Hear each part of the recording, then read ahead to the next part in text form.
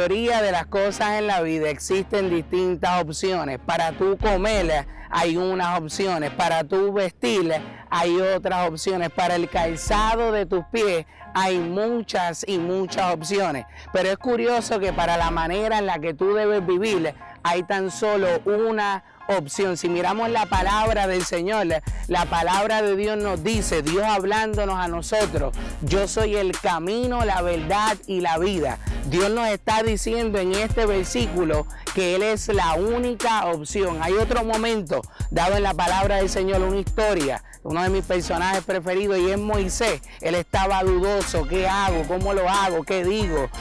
Yo soy tartamudo, yo no puedo hablar, yo no estoy calificado para hacer este trabajo, pero Dios le dijo, diles que yo soy, te envió.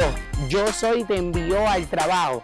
Jesús es la opción de opciones. No puede ignorar que el hombre ha creado otros caminos. Si miramos este lugar, hay dos caminos, hay diferentes opciones. El hombre ha creado otras opciones, pero la palabra dice, para esas personas que piensan que las opciones que el hombre ha creado son las correctas, la palabra dice que hay caminos que al hombre le parecen derechos, pero su final es un camino de muerte. Esto a veces parece muy religioso, muy fuerte, pero es la palabra y es la realidad. Hay opciones creadas, pero estas opciones te pueden llevar a una muerte. Y no estoy hablando de una muerte física, es una muerte de tu sueño, es una muerte de tu llamado, es una muerte de tu propósito. Yo te aseguro que si vives en la opción de opciones, que es Cristo, tu vida será diferente.